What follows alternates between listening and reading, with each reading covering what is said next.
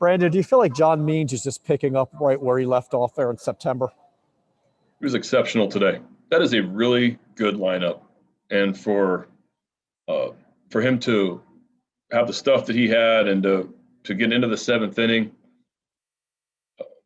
really impressive. Love the curveball today, aggressiveness with his fastball, some good changeups again, but in, out, up, down, just really competitive. 2 hits allowed through 6 1/3.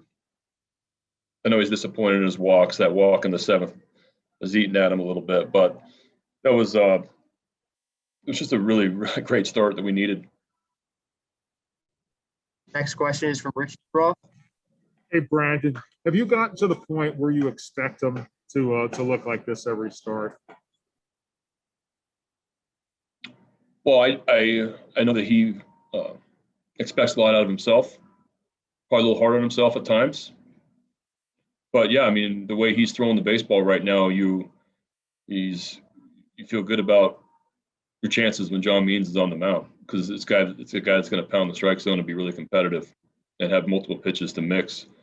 So facing playoff type lineups, I mean, going into the 7th inning, it's he's just doing a great job. Nathan Ruiz, go ahead.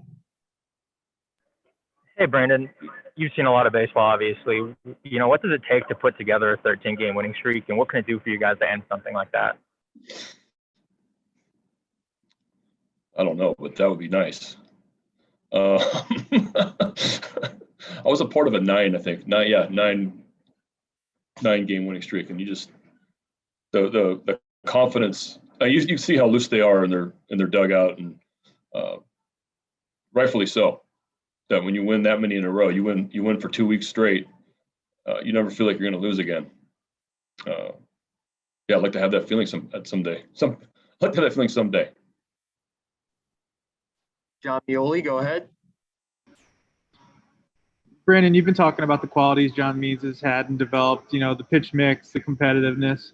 Who does that remind you of? Is there anyone you watch him that you see those qualities and you say that's like that guy? Well, I was with a pretty good rotation in Chicago. The guys were really competitive. But yeah, I think John Means falls into those lines of a guy that he's facing some tough lineups, and to be able to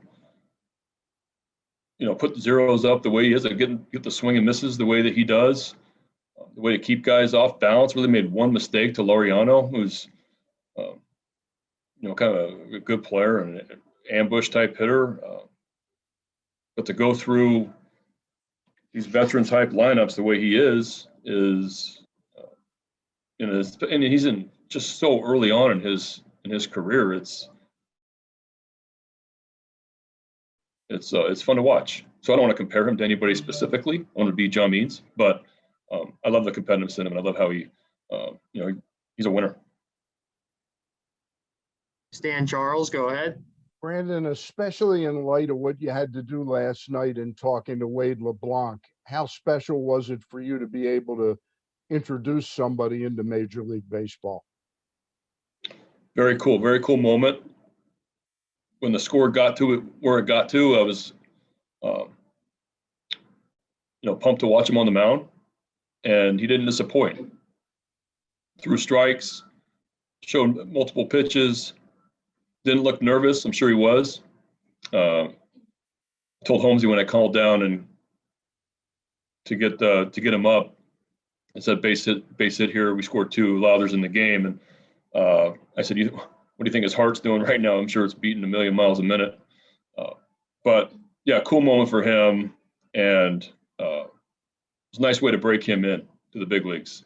In that kind of a lower pressure type inning, in a winning environment, but didn't give him an easy part of the lineup also. So I was really impressed with his inning.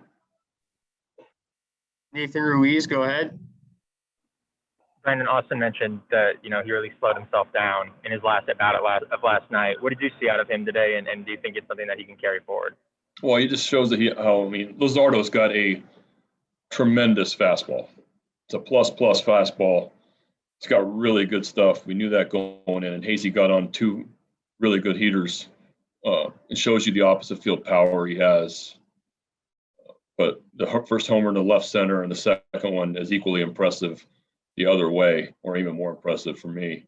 But yeah, it shows you that dynamic type of hitter he can be, and a lot of our guys can be when they just learn, to stay on the baseball and be on time with the fastball. I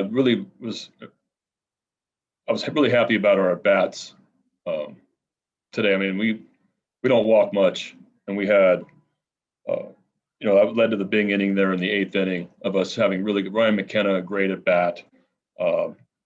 Franco, I thought took good at bats. That's just a huge deal. Urias with a good at bat there.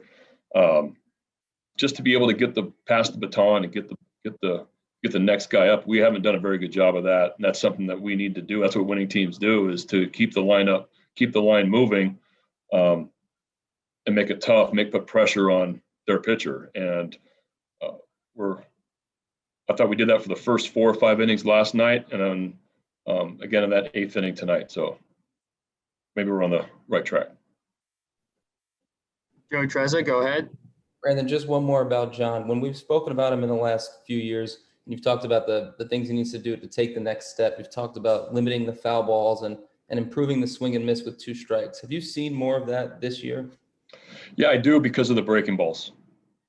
Because they can't just look high-low anymore. And now it's, I saw a bunch of dump-in curveballs today.